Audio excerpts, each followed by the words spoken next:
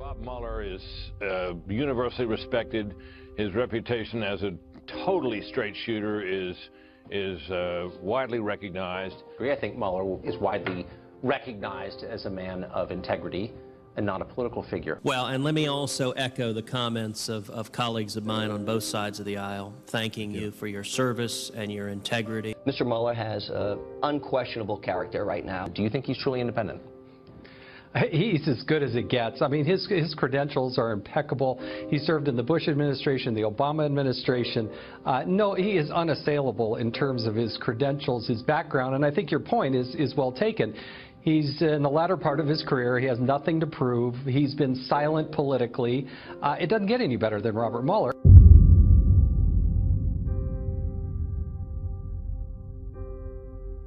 And these attacks on Robert Mueller are disgusting. Robert Mueller was at the FBI picking up the pieces after 9/11. He was a loyal Republican appointed by President Bush. He's a good man. And people accusing him of bias are liars, flat-out liars. And I've been a Republican for 30 years, but I'm not going to put up with those types of scumbags in my party attacking a good man like Robert Mueller, who is a loyal American, patriotic. He was a Marine. He is the straight arrow that we need in charge of this investigation. No, Bob Mueller's no straight arrow, folks. Mueller's fruit is poison to our nation. He is divisive, illegally trying to undo a duly elected president for a crime he did not commit on a false pretense of Russian collusion. You see, there's a new sheriff in town, and all those criminals up there in the D.C. swamp don't want him there, 24/7 calling for impeachment. This is what they wanted for a long time. This is their shot. Take a look. Given the events of today, the likelihood of impeachment, I'm not saying it's high necessarily, but it certainly went up. Impeachment. Impeached. Impeachment. Impeachment. Impeachment. Impeachment. Impeachment. Impeachment. The president is clearly guilty of high crimes and misdemeanors.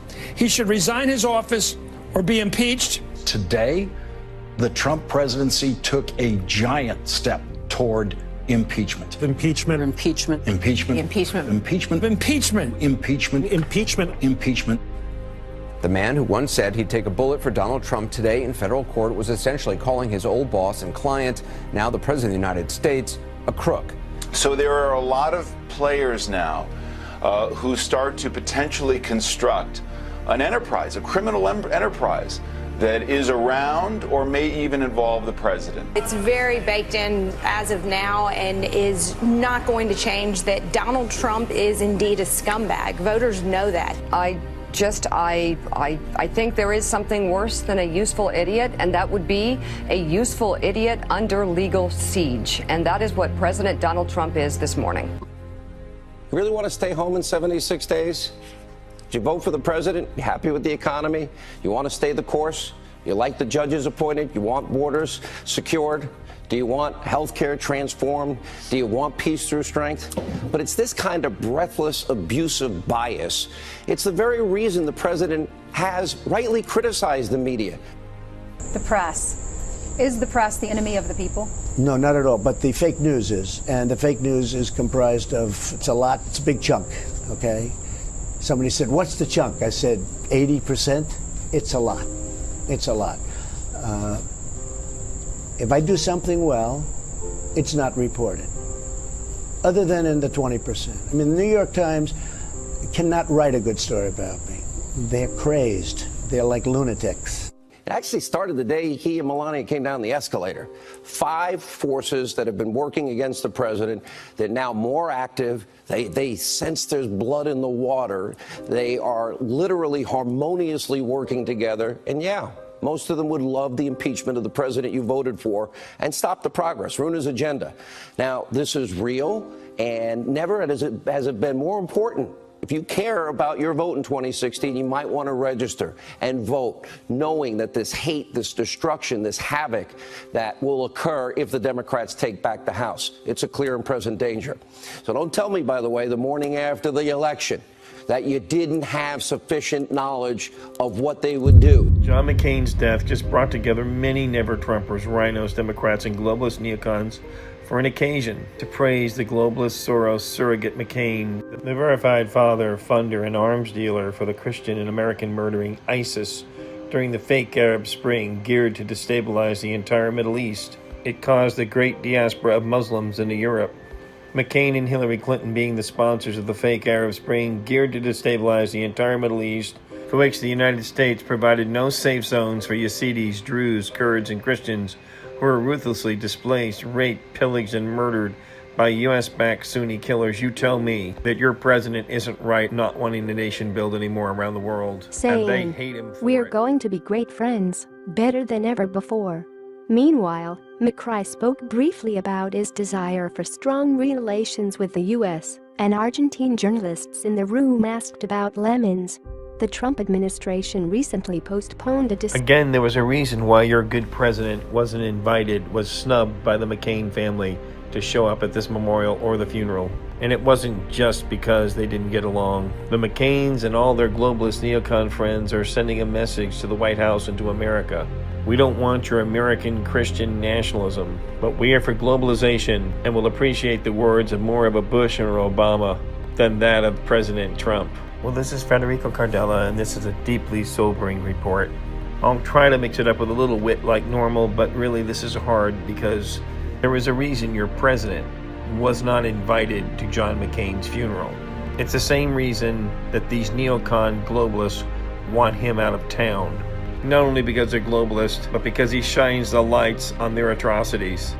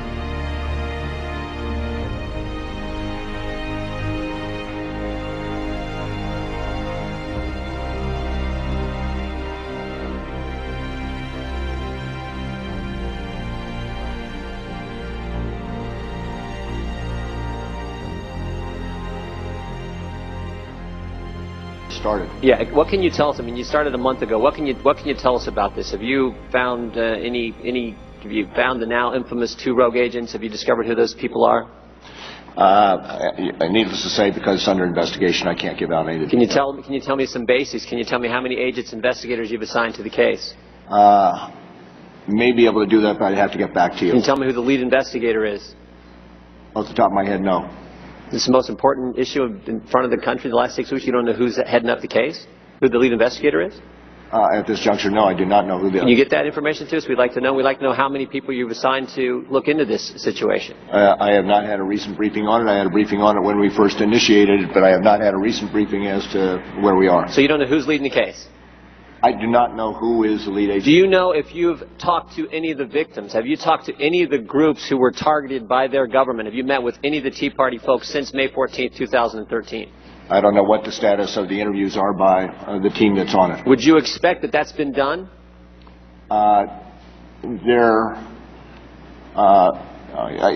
Certainly at some point in time, and of course the investigation will be done, but generally at the outset of the investigation you get the documents so that you can have a real... But don't you normally talk to the I do victims? not know specifically what is In your extensive record and history and investigative work, don't you typically talk to the victim?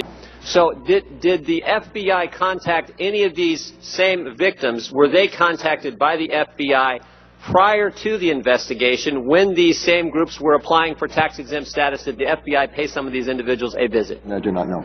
Pardon? I do not know. You don't know? I do not know. Some of them testified that they were paid a visit by the FBI. Specifically, Catherine Engelbrecht in Texas said she was visited by the FBI. She was head of True the Vote. Is that true or not? Do not know. You do not know. Okay. Why was that the case? Why would you be looking into it? And was there possibly coordination with the IRS in why you targeted them? You're asking me details about the investigation. I'd be happy to get back. I'm not asking you details about the investigation. I'm saying, why were people targeted before the investigation started? Why were they contacted by the FBI? People who are now part of Tea Party groups who were targeted by the IRS. You're asking questions about details of the investigation. I'd be happy to take. That is not a detail about the investigation. That took place prior to the investigation started. May I please finish? You're asking detailed questions about the investigation. I'd be happy to get back to you and answer those questions that I can, understanding. I'm asking basic questions about the investigation, like who's heading it up, and you can't tell me that. Can you get back to me on any group who was targeted by the IRS, who the FBI visited with prior to the investigation starting? While they were applying for tax? That would be important information for this committee to have. Can you get that to me? We'll look at the questions and try to respond. Have you reviewed the Inspector General's report regarding the IRS scandal? I have been through it, yes. Do you have any concerns about the way the Inspector General did the report and collected information? I did not focus on that at all. I was looking. Well, let me ask you a couple things. I don't know what the status of the interviews are by the team that's on it. Would you expect that that's been done?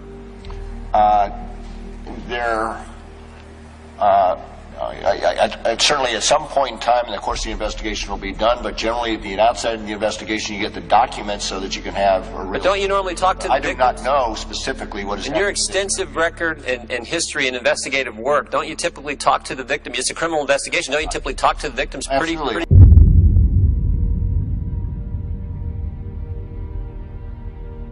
Now, it's about time that President Trump calls the bluff of all these mainstream media left-wing denuders of the President of the United States. They want to take away his Article 2, Section 2 powers as Commander-in-Chief. I mean, what few powers the Continental Congress did convey upon a U.S. president, they're very powerful. And one of them is to commission or decommission officers within his own executive branch. For goodness sake, we have a tyrannical U.S. Senate that wants to take away that right. And they're all crying, oh my goodness, this is a constitutional crisis. He can't do that. Well, Mr. President, you can. The president needs to call their hand. He needs to call their bluff. I mean, isn't it time for a constitutional crisis? These people are basically taking over our First and Fourth Amendments. These Department of Justice inquisitors like Bob Mueller, they're trying to take down a U.S. election. I mean, Mueller plans on being in his office for the next 8 years to harass this president whom he personally hates. But the president has ultimate authority in his executive branch to decommission or commission any inferior officer of the state he deems necessary. But now all these tyrants argue if he doesn't like Jim Comey or somebody like that, oh, he's trying to obstruct justice. Let's take his power. This is political thuggery at its worst, and they're trying to destroy the republic, and the president can't let them do it. Now it's time for the new sheriff to take some action.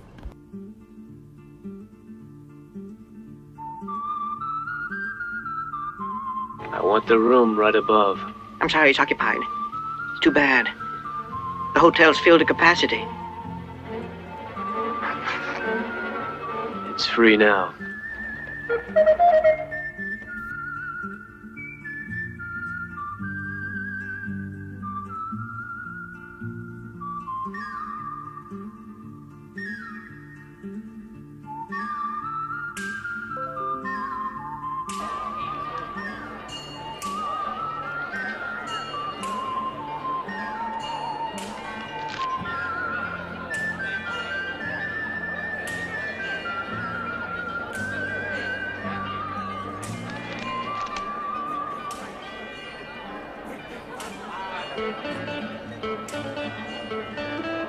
Didn't hear what the bet was.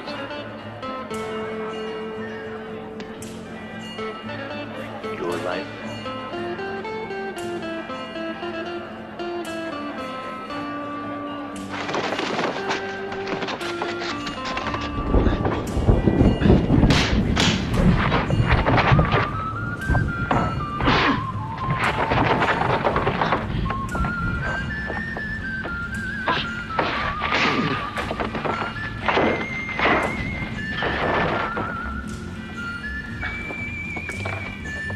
Alive or dead, it's your choice. Let Brett go.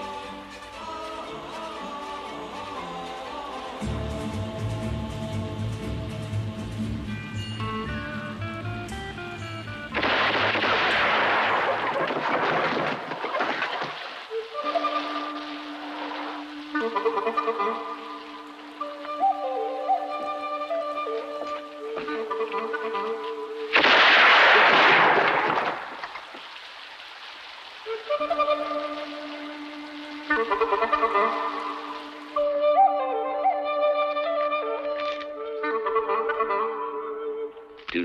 It's a lot of money. Takes me 3 years to earn it. Tell me, isn't the sheriff supposed to be courageous, loyal, and above all, honest? Yeah, that he is.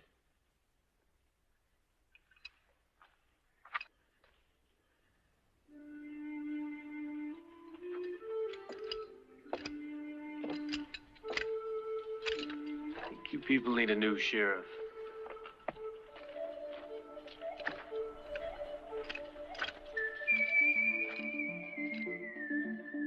People say that Jeff Sessions has a clean slate in the Senate, that Mueller's a straight arrow. Well, I think they're all covering up for the past 50 years of corruption in the upper echelons at the Department of Injustice. So no, I don't feel there's 40,000 sealed indictments against Hillary Clinton, Comey, and the gang. But I do believe your president's had enough of this shenanigans and is going to fire a whole lot of them after the midterm elections. Perfect timing, Mr. President. But our Justice Department and our FBI have to start doing their job and doing it right and doing it now. Because people are angry. People are angry. What's happening is a disgrace.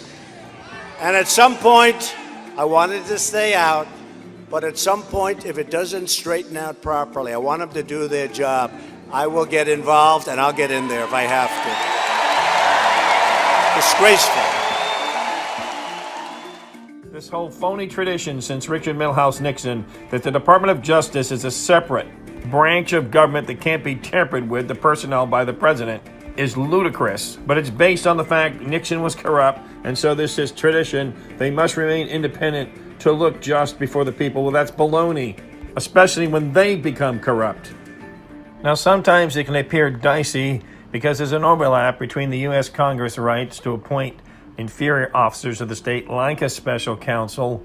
The Constitution says, but the Congress may by law vest the appointment of such inferior officers as they think proper. So there is some constitutional basis for special counsels or inferior officers of the state. But what happens when they become corrupt?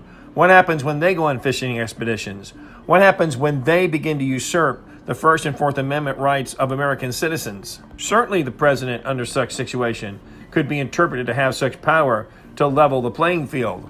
After all, he's allowed, after the advice and consent of the Senate, to make treaties, to nominate, and when the advice of the consent of the Senate, he can appoint ambassadors and other public ministers and councils, judges to the Supreme Court, and all other officers of the United States whose appointments are not herein otherwise protected for and shall be established by law.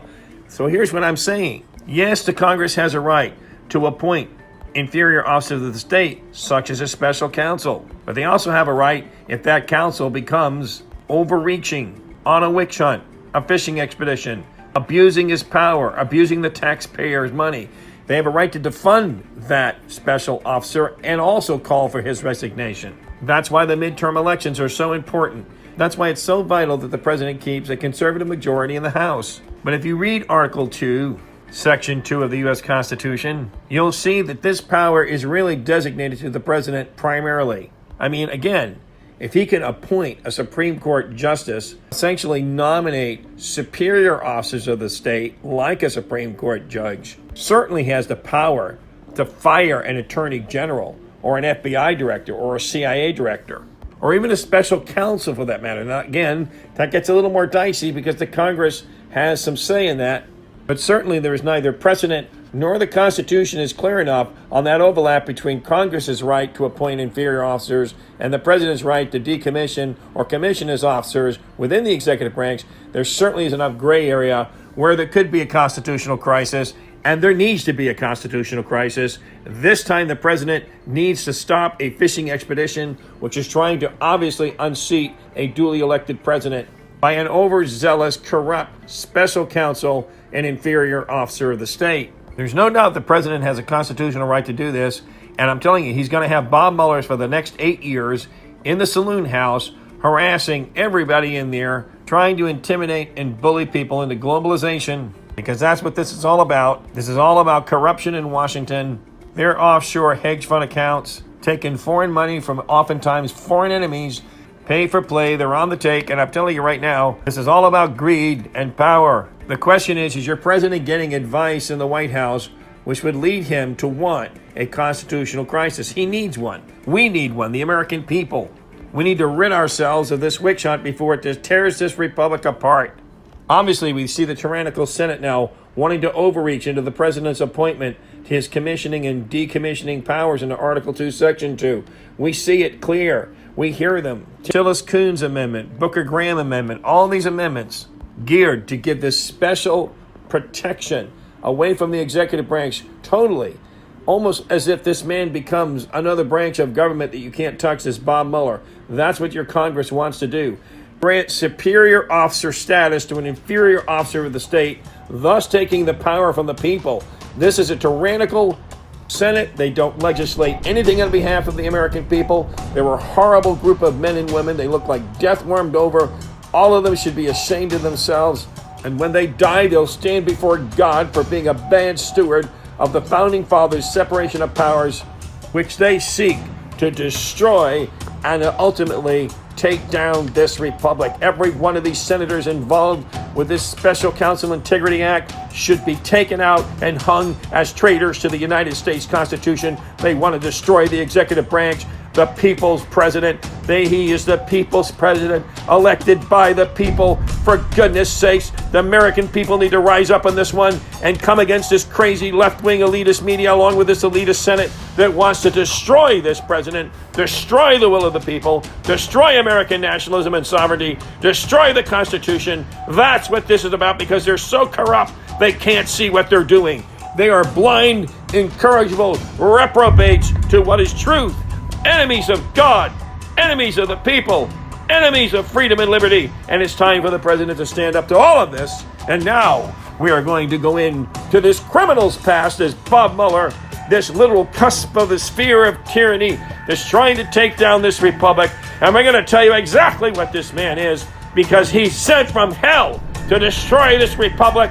He's well groomed to do it. He's the New World Order executioner. He's in the back offices of the IRS right now, like at the Gestapo, looking at the president's 10-year-long audit as if the president already hasn't been targeted by the IRS. And Lois Lerner and Koskinen destroying all those records more than Hillary Clinton did. I tell you, we were into a police state here. It's out of control. And this executive branch, within the executive branch, is committing mutiny on the bounty against this captain, the captain of our ship, we the People's Republic, and they think they can come in and mutineer against this president. By God, it's time that something happens, and that it happens soon, before we lose every precious freedom left and afforded to us by our Constitution and Bill of Rights. Well, let me tell you a little bit about Bob Mueller. Let me tell you about Bob Mueller's crimes.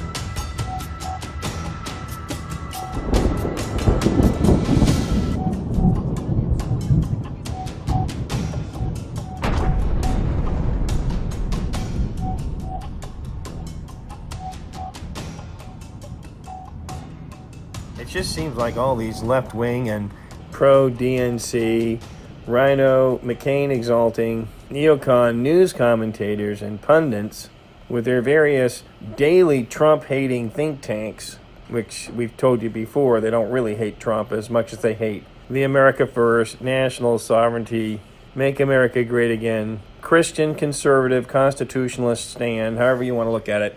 That's what they hate. They hate his stand on the issues because it represents a departure from the last 70, 80 years of both Rhino Republican and Democrat socialist moves, whether it's open society, George Soros, borderless world type of political ideology, or your vintage run-of-the-mill Rhino transnationalist, we're going to build nations and make the world into our image sort of globalist. There isn't a nickel's worth of difference between the two. They both spell New World Order, globalism, and the president stands in stark contrast, so they're attacking him. And I told you before, the minute they hired Bob Mueller, we protested it over a year ago, 14 months ago, We told you he was a New World Order political hack, a New World Order NWO SES top officer, possibly the president of the alternative government in this country de facto, and that this guy was going to attack President Trump with everything in his arsenal of deception, duplicity, hypocrisy. He was going to come at this president like a psyops on steroids and hormones all together. That he was the best the New World Order had.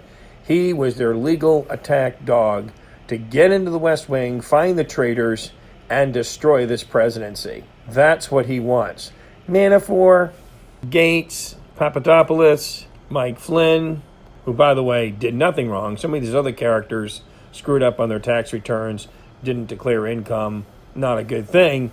But Mike Flynn did nothing wrong. I mean, they accused him of lying. Later, we found out the FBI said he didn't lie. So, Michael Cohen's office break-in, his plea deal, etc. All of this stuff, all of these people are just casualties along the way to this New World Order executioner's march to the West Wing to take down this president.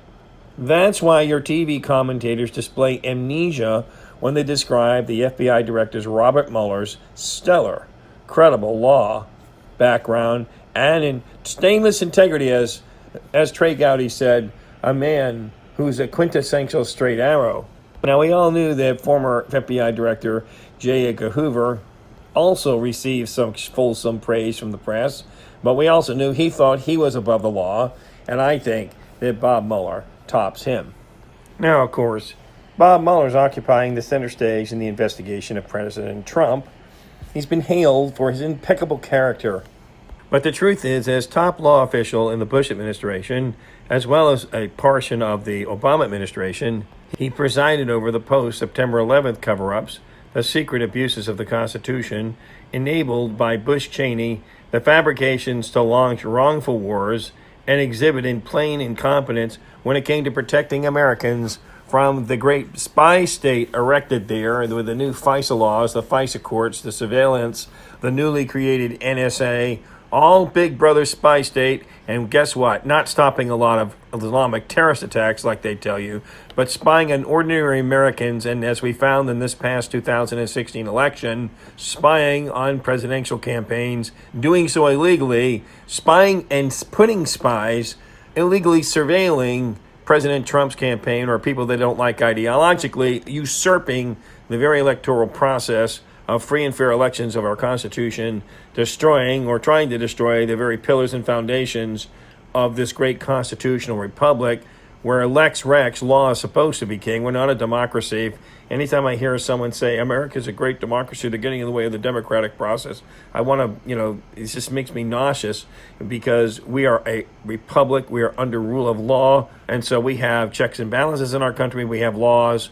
We are a constitutional republic. The laws exist outside of minority and majorities' political affiliations. They exist above time, space, and dimension. They don't evolve, and they're not a living and breathing document. They are laws. We are a government of laws, and based a lot on celestial law. And when that meets the laws on the earth, well, then you get peace, harmony, and happiness. And where you don't have law, as John Locke said, you have tyranny. Where the law ends, there begins tyranny. Always, because human nature is basically selfish and evil. And Bob Mueller represents the worst. When we're done here, you're going to see this guy represents the worst in human nature. I mean, the fact is, post 9/11, Mueller misled everybody. He bore no personal responsibility for the intelligence failures before the greatest attack on American soil since Pearl Harbor. He claimed I was only FBI director for a week before. Yet there were plain red alert warnings on his desk that he took no action on. So here's a guy that erects a great spy state while at the same time didn't protect Americans from the greatest attack ever. I mean, this guy's disgusting hypocrisy, a textbook white-collar criminal working within our government who's a liar, who's a cover-up artist par excellence, and he's exalted as some impeccable quintessential straight arrow. We're not going there in this report. We're going to talk about his crimes. The fact is, when Bob Mueller took office in 2001, the system had been on blinking red. I mean, there were alarm sounds all over the place, and the failures to read, share, or act upon this important intelligence, which the FBI agent witnessed, termed was criminal negligence, and was not fixed in a timely manner. I mean, the post-September 9/11 period of obfuscation, the obstruction of justice cover-ups, tried to cover their misbegotten war on terror, which only served to exponentially increase terrorism worldwide, especially after their transnationalist, neocon, globalist, nation-building Iraq utterly failed, trying to establish an American constitutional republic and a Muslim culture. It's not going to happen. There's tribal warfares. Even if you had split Iraq into 3 states, which I thought was the best chance they had, if they had the Kurds, the Shias, and the Sunnis, maybe if you separated the tribes, you could have had some peace, but then they would have killed all the Christians in the Sunni realm. The Sunnis love killing Christians, by the way. That's why your Saudi Arabians, Wahhabi Sunnis, this is the ultima form of Islam, the purists, the white-clad mullahs. I mean, they went after the Christians and butchered them with our own equipment, which Bush, Cheney, Mueller, they provided that whole killing zone over there of Christians, didn't provide any safe zones for the Christians who had been protected under Saddam Hussein, Hosni Mubarak, General Gaddafi, etc. They all protected the Christian population for centuries. And, America went in there with its taxpayer money and contributed to the greatest slaughter of Christians in all of history. No, I don't think that Bob Mueller's a great hero. I don't think he has impeccable character. This hunchback, demonized-looking guy has got real problems and real crimes. I mean, Bob Mueller lied to federal investigators by saying, right before the congressional hearings, that there was a connection between Iraq and the September 11th bombings. That was all a lie perpetrated by he and Dick Cheney. And you notice when he gets before Congress, he always says, I'll get back to you on that. I do not know. Pardon? I do not know. You don't know? I do not know. Some of them testified that they were paid a visit by the FBI. Specifically, Catherine Engelbrecht in Texas said she was visited by the FBI. She was head of True the Vote. Is that true or not? Do not know. You do not know. Okay. Needless to say, because it's under investigation, I can't give out any. Can you tell me some basics? Can you tell me how many agents, investigators you've assigned to the case? May be able to do that, but I'd have to get back to you. Now, back when Mueller was appointed, there was nobody any more outraged than I was. I knew of the damage he had done to the FBI. He had purged the FBI of thousands of years of experience, purged the FBI training materials so they couldn't recognize radical Islam, and this was falling right into the category of what Mueller was good at, and that is covering his own rear end, and also in this case covering that of Rod Rosenstein.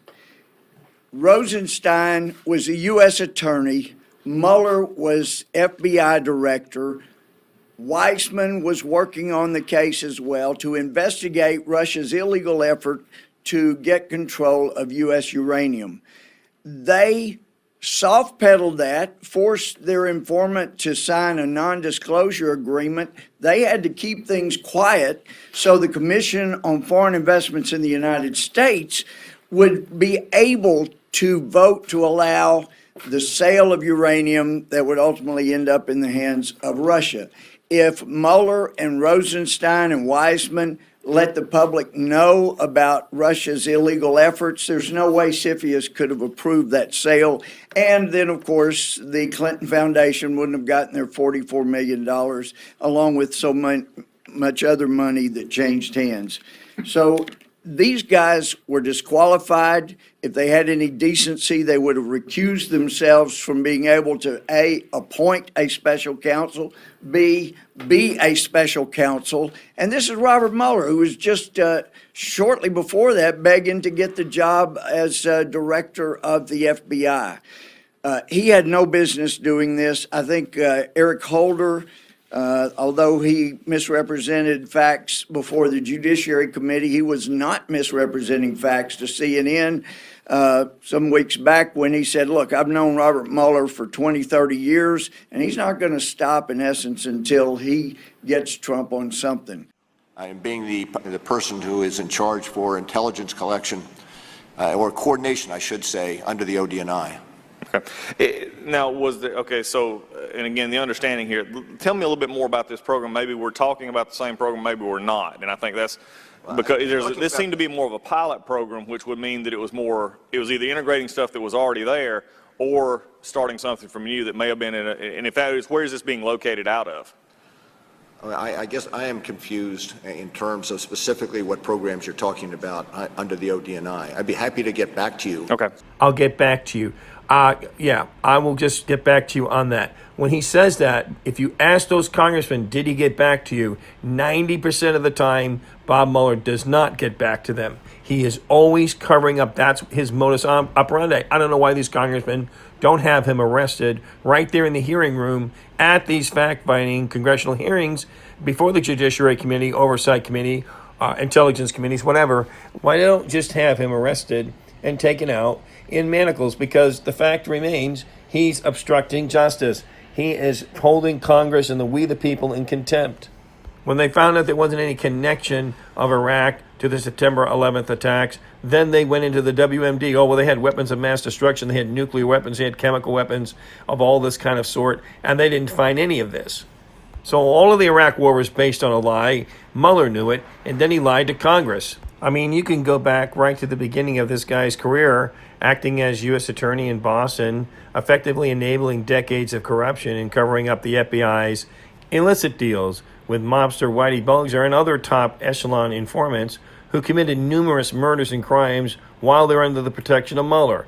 I mean, when the truth was finally uncovered through intrepid investigative reporting, persistent, honest judges, U.S. taxpayers had footed over $100 million in court awards to the four men who were framed for the murders, atrocities committed by Whitey Bulger's gang. Kind of reminds me of this current investigation, now up to almost $30 million of taxpayer money. This inept FBI director going after another person he doesn't like, possibly because he got kicked out of Trump National Golf Club. This guy's got a huge ego, and he couldn't pay his fees. He had a fee dispute, and it was a big business blow-up, a brouhaha. He got kicked out. And, of course, a lot of this is good old boy vengeance. Mueller hates Trump personally, and, of course, that wasn't even disclosed when he was picked as special counsel. Rod Rosenstein didn't care about the golf club spat. He didn't care about anything. He doesn't care that this guy is embroiled with controversy, has many conflicts personally with President Trump. No, Rod Rosenstein's a deep state operator, too. This is why Jeff Sessions, which, you hear these people on the air and they say, oh, well, Jeff Sessions is AWOL and Jeff Sessions isn't doing his job and he's a weak AG. No, he's not. He's very intelligent, he's very crafty, and he's very proactive in Department of Justice cover-ups. That's what's going on here. He's not AWOL at all. He's very busy covering up the crimes of his friends over the past 40 years up there on Capitol Hill. He's covered up for the lobbyists paid under-the-table money.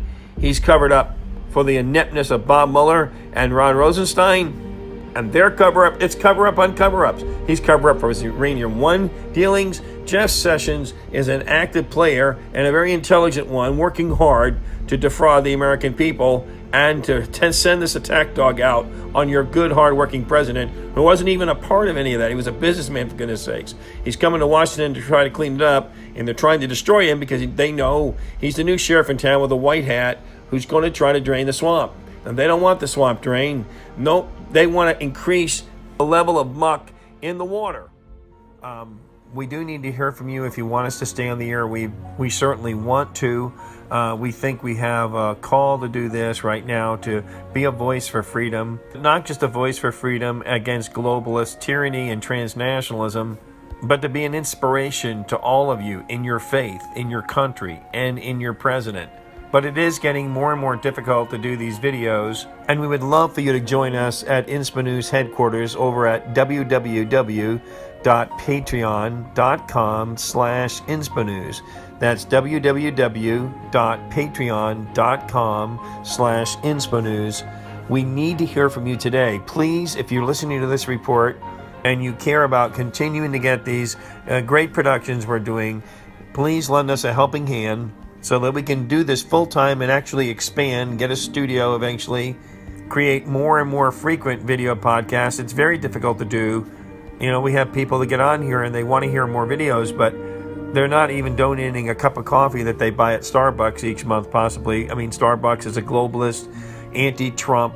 I mean, they sell Trump doormats. I mean, Starbucks is a pernicious globalist company, and all we're asking for is less than 1 cup of coffee a month to keep a voice of freedom on the air. If you really love this country, please consider supporting us at $3, $1, $9, $50, $100 a month, whatever you can afford. We appreciate it. God bless all of you. And if you can't afford to give, then the best thing you can do is give us your prayers. So visit us at www.patreon.com/InspoNews right now. Go on over there and give us a helping hand. Oh, and wasn't FBI Director Mueller the top official in charge of the anthrax terror fiasco investigation into the 2001 murders, where he targeted an innocent man, medical doctor Stephen Hatfill, whose lawsuit eventually forced the FBI to pay $5 million in compensation? The man was found innocent. He always attacks innocent people to get the pressure off himself. This is what this corrupt guy does. He loves attacking innocent people. That's why he works with Andy Weissman. He loves doing the same thing. Comey's also a protege of all this. Look at how he attacked Martha Stewart for mishandling one question on an FBI questionnaire, calling her a liar, and then, saying you lied to an FBI agent. Oh, that's really dishonorable these days. I mean, some of the FBI agents like Peter Strzok, Bruce Orr, Andy McCabe, Jim Comey, Bob Mueller, these are the biggest liars on earth. I mean, for them to call someone a liar and prosecute them based on that, that is just police state tactics. That is accusing your enemies of what you are yourself. These hypocrites are just pointing the finger at all these people because they're criminals and they're covering up for their crimes, and that's what this report's going to be about. I mean, you had Jim Comey, Dick Cheney, George Bush, globalists all, tyrants. In the very hospital room where the Attorney General, John Ashcroft, was dying from cancer, they were arguing over keeping the big surveillance state that they erected after September 11th, arguing over the man's deathbed, for goodness sakes, arguing with Gonzalez and others. I mean, there was a big argument in there, and Mueller came on the side of Big Brother surveillance. Of course, he's a police state Nazi. That's what this guy is. I mean, it was up to March 2004, right in Attorney General's John Ashcroft's hospital room, that Jim Comey and Bob Mueller were complicit with implementing a form of martial law perpetrated by a secret office of legal counsel memos, mainly written by John Yoo, reminds me of Bruce Orr, and predicted upon Yoo's singular theories of absolute imperial war, where an attorney general, even above a president, could declare a state of emergency. This is what I was telling you. They've been trying to develop this Department of Justice as a fourth branch of government. Forget the free press as a fourth branch of government. No, they're the new tyrannical fourth branch of government, the big spy state over there that runs the NSA, the CIA, the FBI, which Mueller, by the way, turned the FBI into a stellar spy agency. Stellar if you're a left-wing tyrant, that is. I mean, it was like all Mueller and Bush could do was sit around all day so they could draft new legal loopholes to continue the same unconstitutional Big Brother spy state, which tramples upon First and Fourth Amendment rights left and right. No, power corrupts, and absolute power corrupts absolutely, and they got addicted to the ability to surveil Americans. I mean, all they did in that hospital room of Attorney General John Ashcroft, God bless his soul, why didn't they let him die in peace? Oh, no. They had to argue the legal rationale for their unconstitutional actions, where they tweaked it a little bit as the poor man was dying. I mean, Bob Mueller's been enmeshed in a series of wrongful abuses of power since the very beginning of his legacy. A legacy of official incompetence and law-breaking. I mean, when it comes down to it, Mueller was chosen as special counsel by that traitor Rod Rosenstein, not because he has integrity, but because he will do whatever the powerful want him to do. He will do what the cabal tells him to do. He is a New World Order executioner. He's no different from his compatriot Andy Weissman. They won't speak the truth if they find exculpatory clearing evidence. They'll suppress it and try to proceed to prosecute for political purposes and for their own criminal devices and cover-ups an innocent person. In this case, unbelievable, it's the 45th president of the United States. Meanwhile, the people he does protect, like good old Whitey up there, are murdering innocents. Nope, Bob Mueller didn't speak out against a war that was false. He didn't tell the American people the truth about a war he knew was unjustified. He didn't speak out against unconstitutional intrusion on Americans' everyday lives and unconstitutional surveillance. He never told anybody the truth about the cover-up after September 11th. Well, without further ado, I'm going to get into the 40 questions I have for Mr. Mueller in the courtroom of Inspo News, because we want justice here. We tell you like it is. We want to know the truth about this guy, why he's pointing his bony finger at President Trump and pursuing him with everything possible. You know, for all the bluster of the Congress keeps appropriating his funding. Give me a break. And the president himself could declassify all those forms over there at the DOJ and won't. He could fire Jeff Sessions and he won't. So some of this they're bringing on themselves, the Republicans. But let's face it, Bob Mueller's in there right now, and he's going to create more problems. And believe me, whether just before the midterms as a final statement until after the midterms, whether or not he indicts a truth-seeking Julian Assange, a great journalist who pulled off the mask on his corruption, Hillary's corruption. I mean, the man suffered for it. He can't see his family. He's under house arrest at the Ecuadorian embassy there in London, England. Assassination attempts on his life. Why? For telling the truth, for pulling back the covers off evil. You know, he's got to worry about Bob Mueller indicting him. So doesn't Roger Stone, another good journalist, because he's a conservative. They don't like these nationalist conservative voices. They don't like people who peel back the blankets on all these guys that are covering up themselves, warm in their crimes, warm in their obstruction and obfuscation of justice and truth-finding. They don't want the light to shine on them. They're like a bunch of rats scurrying to the corner of a dark cellar after a flashlight's been shown on them by the house owner. That's exactly what President Trump is doing as president. They don't like it, and they're trying to destroy him. Hopefully the American people can see through this criminality.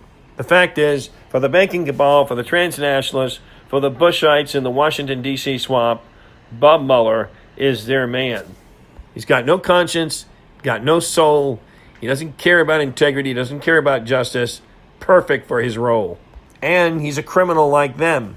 Now, we've all heard that this criminal, this Robert Mueller, has 40 questions. This special counsel, Rob Mueller, allegedly wants to ask President Donald J. Trump under oath. Of course, the president can't meet with him. He can't answer any of his questions. He's got to ignore this guy. I mean, let him subpoena him if he wills, and let it go to the Supreme Court for a 5-4 vote. Whether or not the president, a sitting president, can be subpoenaed and be brought before an interim grand jury of about 12 people to decide the outcome of what 70 million people voted for. You talk about the destruction of the republic. Let it go to the Supreme Court. What a test. We've never seen this in the history of the United States. A criminal prosecutor trying to bring a sitting U.S. president before a grand jury of left-wing D.C. political hacks who all voted for Hillary Clinton. And that's how you determine who's president of the United States? Listening to a bunch of globalist, elitist pundits all day talking about impeachment, and then they get him before a grand jury? Are you going to put up with that, America? You can't let this happen. You've got to go to the polls, and you got to vote, and you got to go down to the campaign quarters, and you got to support that local congressional or senatorial candidate and get some friends up there in the Congress for your U.S. president, who's doing a great job rebuilding this country, rebuilding its economy, rebuilding our military, securing our borders, and the list goes on. Folks, you've got to keep this thing going. But right now we've got a criminal trying to attack a hardworking, innocent president, trying to get him on a technicality, working behind the scenes with the IRS, those Nazis over there, and he's trying to get his tax returns and compare him with his campaign financial filings. Why? So he can get him on a little irregularity, and maybe he can catch him lying under oath, so he can put him in jail like Martha Stewart. That's what they want to do. That's what they want to do to this president, and you can't let it happen. Well, sorry about that, but right back to the 40 questions of Robert Mueller. Well, you know what? In this report, I agree with Louis Gohmert. I've got 40 questions to ask Special Counsel Robert Mueller, and he needs to answer them now. There doesn't need to be any delay. This man needs to be investigated. And with a new Attorney General, the president could get that done real quickly. I mean, a new Attorney General could go in there and literally exercise Article 2 nuclear powers. That's right. The Founding Fathers foresaw a day when there would become such corruption and treason in this government that the president would need broad and vast Article 2 powers Oh, it would shut the mainstream media up. It would shut the Rhino Republicans up. It would shut up the Democrats. Oh, of course, they'd stir like bees around him, just like the press is doing now. How much worse can they get? They're only calling for impeachment 5,000 times a day. What, would it double to 10,000 a day? Who cares? These people say, well, if President Trump fired the Attorney General and they hired a new Deputy Attorney General who fired Bob Mueller, oh, it would create a constitutional crisis. I think we're in a constitutional crisis. Like constitutional crisis, so what? What's a constitutional crisis? Shut up.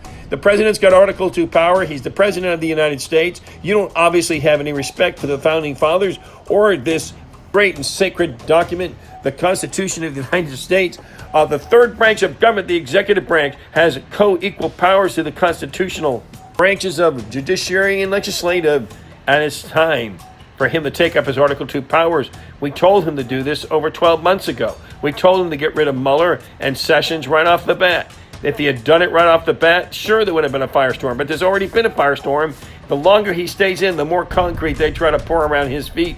The president's got to act, and he needs to act fast, and have this man arrested, investigated, brought before a jury of his peers, and prosecuted for his crimes.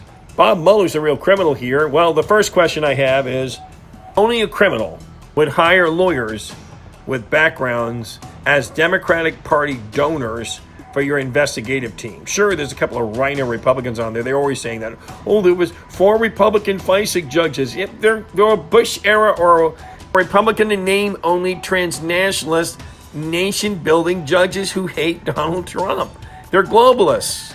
So what if they're Republican affiliation? That doesn't mean anything anymore. It's globalism versus Americanism. Your president made that awfully clear during the election. This is a battle between globalism and nationalism.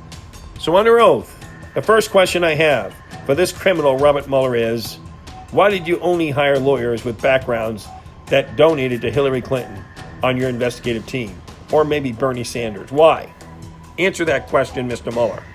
The second question I have is, why was Peter Strzok removed from your team after more than 10,000 texts between he and fellow team member Lisa Page were found to contain vitriolic anti-Trump tirades? And these texts were simply not anti-Trump.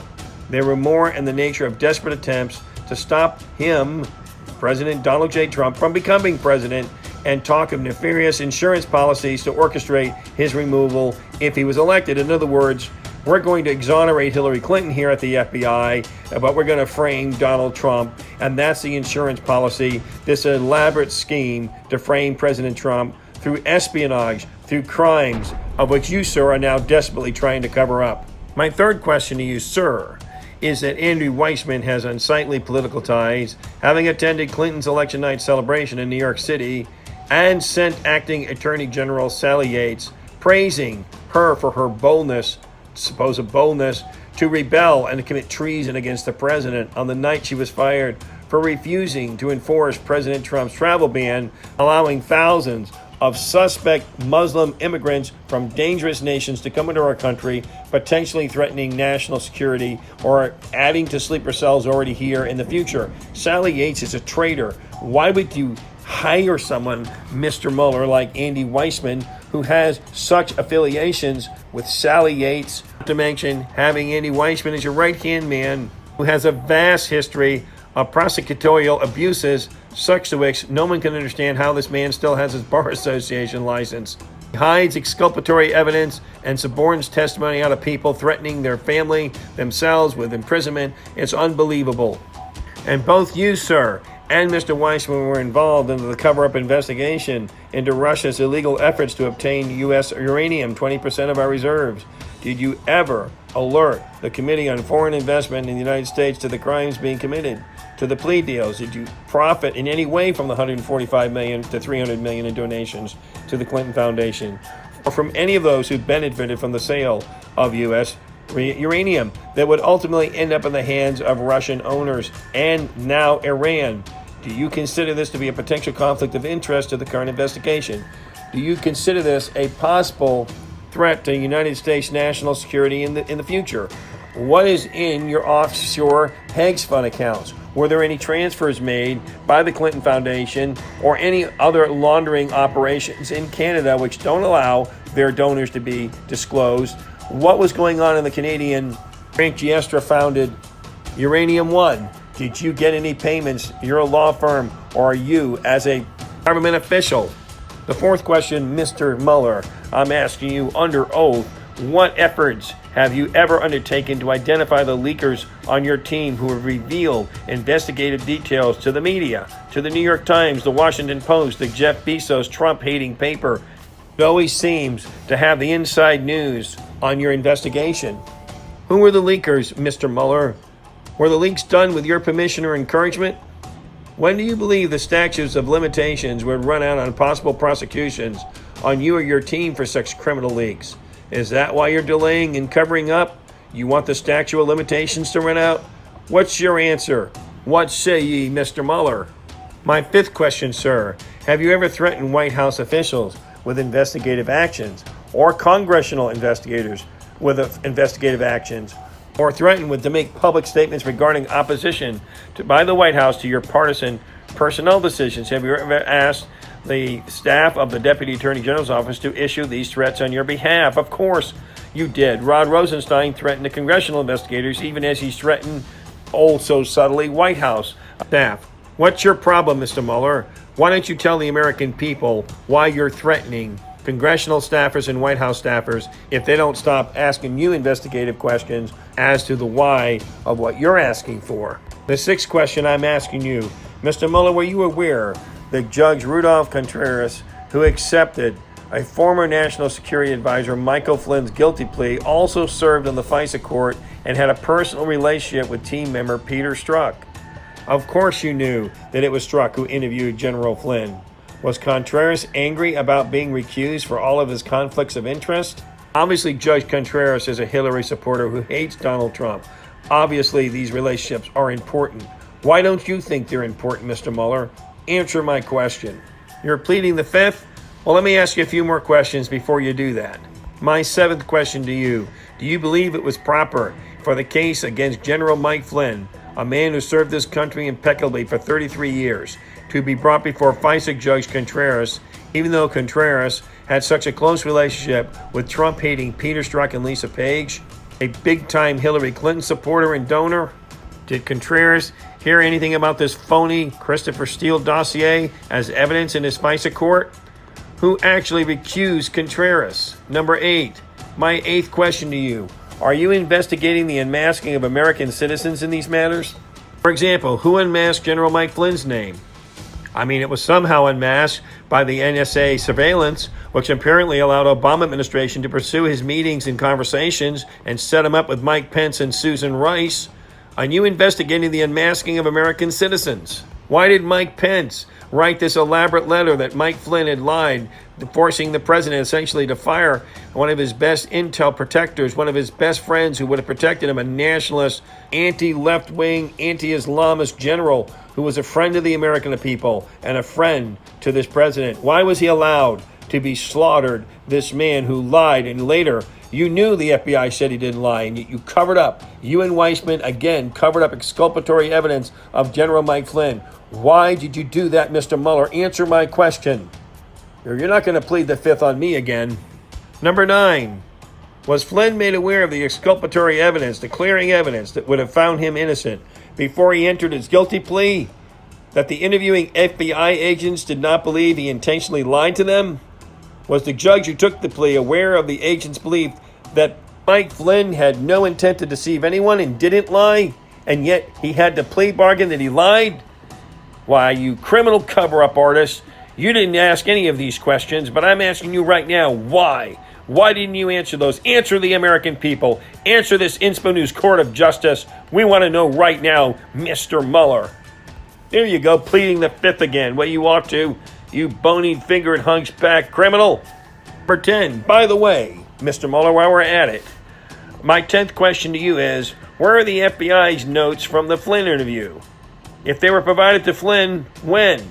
We want to see these notes. Number 11, did you or anyone else, Mr. Mueller, on your team get the required sign-off from then National Security Advisor H.R. McMaster, another traitor, as required on the retasking of NSA surveillance on April of 2017, When the direct FISA surveillance of Carter Page and indirect surveillance of Donald J. Trump was again extended, this time with the approval of the DAG, Deputy Attorney General Rod Rosenstein.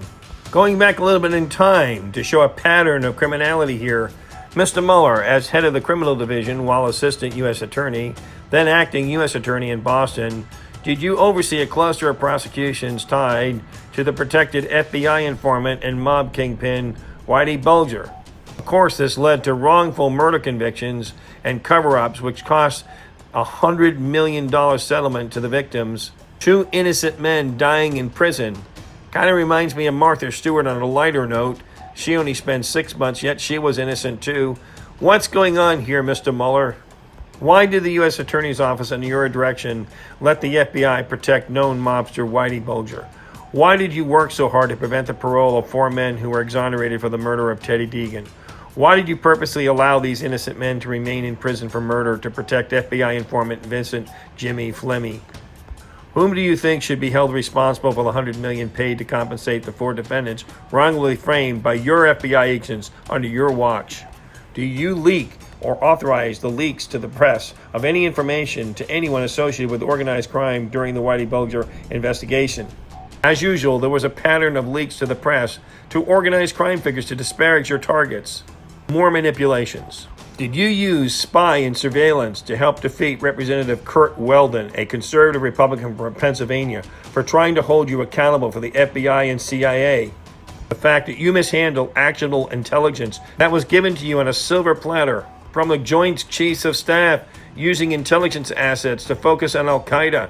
This secret program was called Able Danger, and of course, you worked with FBI to surveil Representative Kurt Weldon and tried to defeat him in his election. More election tampering, just like you're trying to do with this presidential election. There's a pattern in your life, Mr. Mueller. We're trying to get to the bottom of this duplicity, this part of your character, this dark side to your soul, as to why you like attacking innocent Americans, why you love surveilling Americans, what is in your nature to try to erect this surveillance police state and accuse innocent people and destroy their political careers. I guess this would be my 17th question for you, sir. Though you were not yet director of the FBI, did you know anything about the FBI, the fact that they would not accept the intelligence information from the Department of Defense, the U.S. military intel, regarding Mohammed Atta and others? Why did you suppress that information? Why did you not act upon it or report that to the higher-ups at the FBI just weeks before you became FBI director? And why didn't you act on actionable intelligence when you became the FBI director, allowing 3,000 Americans to be killed on 9/11? You're sure quick to surveil you, the United States of America, to attack an innocent, hard-working U.S. president, but you couldn't even protect us from the greatest terrorist attack in the history of the United States. Who do you think you are, Mr. Mueller? Number 18. If the FBI had received information from Able Danger Team, what actions could have been taken to prevent 9/11? And number 19, did you leak information to the press or authorize the leak about non-existing allegations against Representative Weldon, a conservative truth seeker, a whistleblower who was trying to blow the whistle on you, the CIA and the NSA? Did you authorize leaks to the press about supposed crimes he had committed when he didn't commit any crimes? He was an innocent man. Was he framed also by you? Does this not show a pattern of framing people in your past, Mr. Mueller? You raided an elected official's office right before an election to hurt him in the election, to make him look criminal when he wasn't. Isn't that your modus operandi, Mr. Mueller? Answer my question. Number 20, as in your usual habit, was an interim terroristic grand jury, unconstitutional grand jury which you love, convened to hear evidence in the alleged investigation into Representative Weldon and his innocent daughter. You don't mind destroying families all the time. You did that with Mike Flynn. You threatened to throw his son in solitary confinement, you and Andy Weissman, if they didn't flip on the president. Are you kidding me? Why do you allow these things, Mr. Mueller? We don't think you're such a primrose example of stainless steel quintessential arrow character.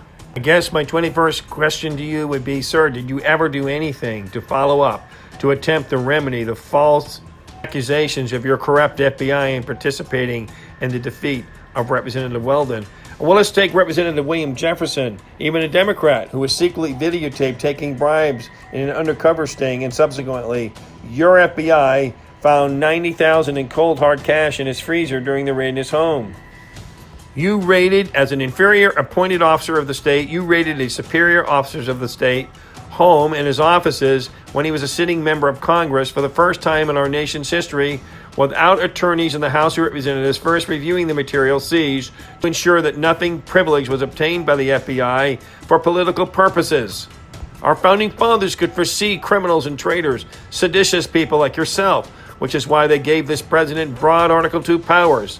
Isn't it time, sir, for the president possibly to exercise his Article 2 power upon your own wicked neck? Sorry, I added that in, Your Honor. I got a little out of order there. Well, of course, the Supreme Court sided with the legislative branch of Congress against the executive branch to throw out Mueller's illegal raid of Jefferson's federal office. We don't care if they're Democrat or Republican here. We only care that the Constitution is obeyed. There are a set of processes by which co-equal branches cooperate for warrants, have equal police powers. Your branch in the Department of Justice does not have superior power over the Congress, sir. You're trying to destroy this republic. You're trying to make the Department of Justice an independent branch of government to which the president, who they're supposed to be under the executive branch, he's not allowed to fire or in any way decide who the personnel of the Department of Justice, his own Department of Justice, should be. You've got to be kidding me, Mr. Mueller. We also knew you once stated that you would investigate or assign 400 agents to investigate all the members of Congress. Didn't you say something like that, Mr. Mueller? Wasn't that a little bit Nazi-like? What was your intent to intimidate members of Congress and to dissuade them from asking further questions or making demands upon your office? Who do you think you are? Who is Mr. Rosenstein? Who is Jeff Sessions to allow all this to continue? This police state tactics with 30, 40 years of track record. The American people are weary of this corruption. They're tired of your police state tactics, and they're ready to throw you to the wolves, sir. Mr. Mueller, didn't you abuse national security letters, NSLs? Aren't they tools that allow the Department of Justice to bypass the formality of subpoenas, warrants, and instead simply send a letter to an individual business or any entity they so choose to demand documents? Isn't it like a threat-like atmosphere? The letter informs a recipient that it is the federal felony to reveal to anyone that the letter was received or what it requires to be produced, and if he or she has done so, prosecution will follow.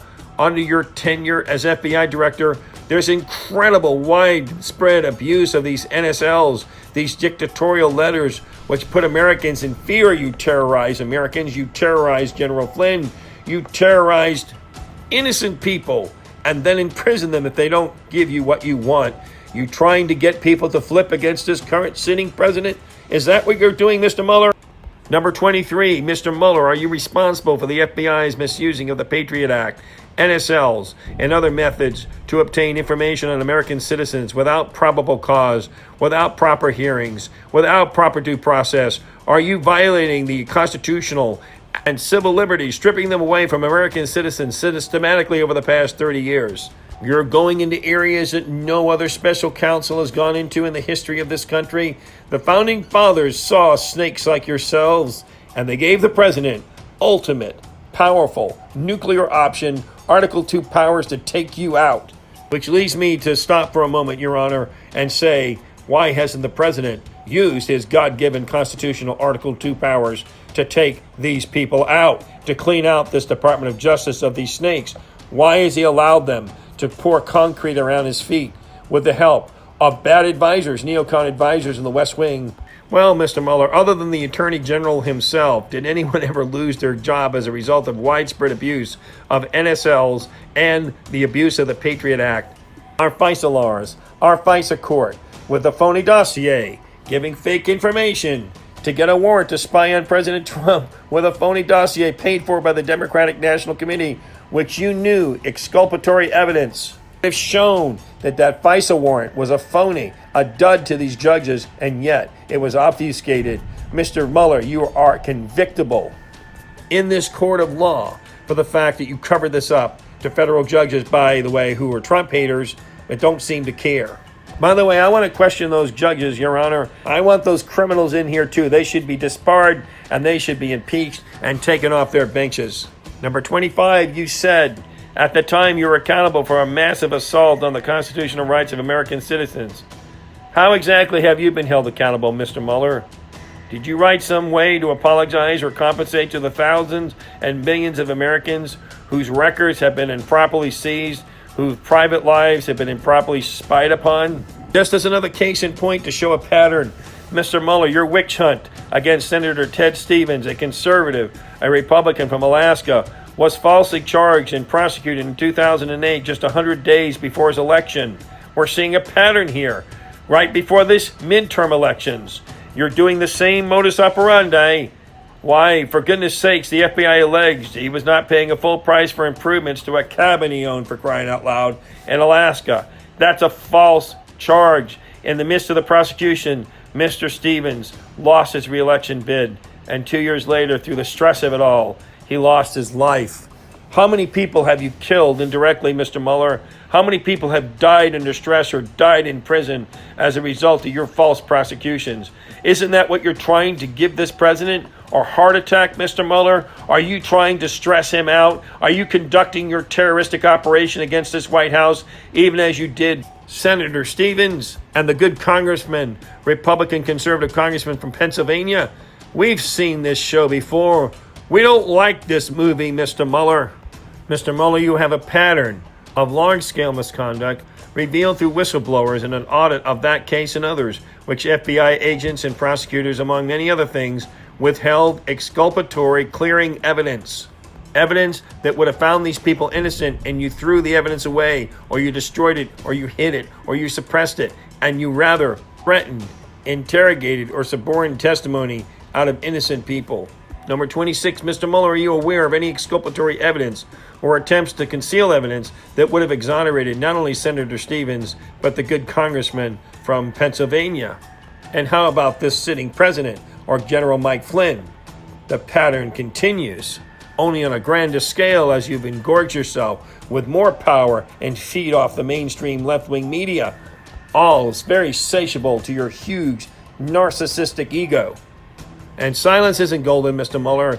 You sound like a thug when you talk. You act like a thug. And for goodness sakes, it's only golden for the fact the American people can't see your true nature.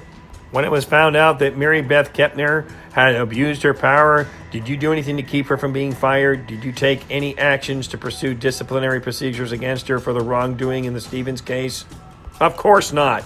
Just like you're not doing with Bruce Orr and Peter Strzok. Annie McCabe, Bruce Orr still works at the Department of Justice, for goodness sakes. He facilitated the dossier. He and his wife, Nellie, for goodness sakes, you haven't done anything against them as an FBI director. You've done nothing to investigate them. You don't even need to subpoena their records. They're government officials. Easy for you to seize them. Why won't you do it, Mr. Mueller? Why won't you investigate the real criminals who tried to usurp the electoral process in this country and destroy this republic, who are now covering up their crimes? Why aren't you investigating Mr. Orr, Peter Strzok, Annie McCabe, who had a meeting, screamed out, F General Flynn and we can F Donald J. Trump, that was said in front of Jim Comey and 39 other FBI officers? Are you kidding me? This is treason, Mr. Mueller. You are a traitor to the Constitution of the United States. You are a seditious felon against the American people. You always take actions to prevent disciplinary actions against DOJ officials and FBI officials. Precisely why none of them are being investigated. Same way Hillary Clinton's not being investigated. Aren't you a top SES officer, a senior executive service officer at the highest level protecting the other SES officers? Answer my question, Mr. Mueller. And for example, as far as whistleblowers go, why are you pursuing Julian Assange to the death?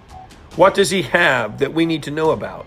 What is in the Vault 7, Umbrage, and Assassin software that he used to de-encrypt the special codes of communication between you and the traitor John Brennan, who weaponized and made the FBI, the premier world-class law enforcement agency in the world, made it into a domestic spy state, who helped support Muslim and Islamic terrorists overseas with U.S. taxpayer money, which led to the deaths of innocent, tens of thousands of innocent Christians, and led to the great diaspora, the great people movement of Muslim young angry males into Western Europe, which have destroyed the great cities of London and Paris, Stockholm and Frankfurt, Germany. How did your leadership at the FBI allow or even accelerate this crazy process of the murder of tens of thousands of Christians overseas and the terrible diaspora into Europe, which has nearly destroyed Western civilization? Mr. Mueller, answer my question. What is your relationship with John Brennan? How did you two get together to destroy President Donald J. Trump, to spy and to frame him? Was John Brennan the kingpin and you at the FBI the major machine to start this incredible process of unconstitutional search and seizure, the suppressing of exculpatory evidence, the suborning of testimony, the illegal surveillance and spying? Aren't you and John Brennan behind this all? Answer my question, Mr. Mueller. The American people have been hurt and dismayed and divided long enough on this. And going back to the case in Alaska, wasn't there exculpatory evidence sent back by FBI agents, information that, if shared, would have exonerated Senator Stevens and his defense attorneys? You did not even consider advocating to have that case against Stevens dropped when you learned of all the improprieties. Instead, you waited for a new attorney general to take over and drop the charges the following year after he was defeated, tormented the man's life until his health failed and he died just 2 years later, a happy man, happily married. You destroyed that man, that good Christian man. Mr. Mueller, answer my question. You will answer my question today, but my God, if you don't, one day you will stand before God and answer these questions. Let's talk about the good Dr. Stephen Hatfield's reputation, his productive life, how you destroyed that. Just a few questions regarding the malicious prosecution, the fake and phony prosecution of Dr. Stephen Hatfield, accused by yourself of mailing anthrax letters in the wake of September 11th. False accusations temporarily boosted your image in the media, yet it ruined Hatfield's life, his relationship with his friends, his neighbors, and potential employers. It destroyed his family. Don't you care, Mr. Mueller, who you destroy? Or like your friend Hillary Rodham Clinton, do you seem to get an adrenaline rush when innocent people are prosecuted or your personal enemies are removed from the scenes? My 30th question to you, sir, despite 100% absence of any admissible evidence regarding Hatfield's guilt, why did you work so hard to convince people that he was the perpetrator? Did you find it helpful for your process and for your public image to move the public attention away from the radical Islamic jihadis who had attacked us on September 11th, instead place attention on a white male who was a conservative? Or maybe trying to get the attention off an inner conspiracy of the government with the CIA to cause this September 11th attack in order to correct this great spy state which we now see competing with our very Constitution, empowering as never before since 1947 the new alternative government of the United States, which thinks it's a republic, but really you think the Department of Justice runs, of which you're the president of this alternative government, sir. You and Rosenstein think you're chief officers of an unelected alternative government. Were you not, sir, involved with the framing of Scooter Libby, another Mueller Comey victim of a fabricated and politically charged FBI investigation searching for a leak of CIA agent Valerie Plame's identity to the media? You gotta be kidding me. It was you, sir. Did you not encourage James Comey to ask then Attorney General John Ashcroft to recuse himself from the Plame investigation? Did you bother to discern that Plame was not in a protective status at the time her identity was allegedly outed, and before Scooter Libby, a former aide to then Vice President Dick Cheney, was wrongly convicted, as we now know, like other people were wrongly convicted, like you're trying to wrongfully convict this sitting U.S. president? Mr. Mueller, is there not a pattern of evil and corruption in your life? My 35th question to you, sir. When did you learn that the source of Valerie Plame's identities leak was Deputy Secretary of State Richard Armitage? Wasn't it before U.S. Attorney, that other prosecutorial bully, Patrick Fitzgerald, who was godfather to one of Jim Comey's children? And wasn't it before U.S. Attorney Patrick Fitzgerald was sworn in as special counsel? Why then, as FBI director, did you not stop the witch hunt, since you knew there was no crime committed, and if there was one, was Armitage who committed it? Did it cross your mind that not only you would avoid an innocent man being convicted, but also save millions of dollars in taxpayer money to stop the unnecessary and special counsel prosecution of Mr. Scooter Libby, an American patriot?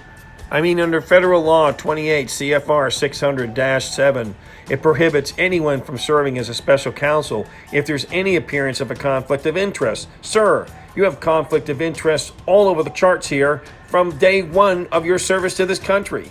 It seems like you don't care about having a conflict of interest. That actually empowers you.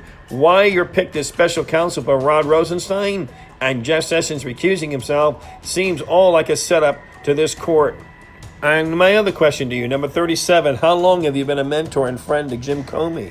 Did he mention to you that he was thinking about leaking information to try to get a special counsel appointed? Have you spoken to Jim Comey since you have been a special counsel? If so, was it recorded? Are there witnesses to your conversations? Did you write a 302 memo immediately after your conversation? What in fact is your relationship to Jim Comey? Is that a conflict of interest in your current investigation of President Trump and his administration? Are you trying to interfere with the president's Article 2 powers to appoint or commission or decommission any officer in the executive branch, including the Department of Justice, for his own purposes with no reason at all to discuss his motivations for it? He's the President of the United States. Are you trying, sir, to systematically destroy the executive branch and to weaken it through your unethical and illegal actions? Answer the question, Robert Mueller, please. I want to hear your answers. Oh, you're pleading the fifth again. Number 38, Mr. Mueller, have you ever reviewed the standards for recusing oneself from prosecuting a case? Are you aware that under 28 CFR 600.7, you are prohibited from serving as special counsel even if there's only the appearance of a conflict of interest? Sure, you're loaded with actual conflicts of interest. How you can remain a special counsel to this day is beyond the common sense and rational reasoning of the American people. We don't care what the elites in Washington think of you at the Department of Justice or what the pundits say on mainstream media. We see that you're a crooked actor in this, and we want you removed immediately. 39, Mr. Mueller, do you have a conflict of interest in your relationship with Jim Comey? Since Jim Comey is necessary as a witness in any potential case against President Trump regarding a potential obstruction of justice charge, can you admit that you are disqualified from investigating or prosecuting this case for your friendship, for your relationship with Jim Comey? Number 40, regarding your domestic abuse in this country, do you consider your role as a special counsel to be the protector of those who want President Trump removed from office because you believe he should have never been elected in the first place? Do you realize that such actions to remove a duly elected president from the United States of America, who has been duly elected by the American people in accordance with the Electoral College and our Constitution of the United States, do you believe to remove a duly elected president for crimes he did not commit may fit the raw definition, the simplest definition of sedition and treason, sir? Your Honor, I move here that this witness be hereby declared an enemy of the state and placed under arrest for high crimes and misdemeanors against the United States, for sedition and treason, for obstruction of justice, for lying under oath, for abusing his position of authority for over 30 years in the Washington, D.C. swamp.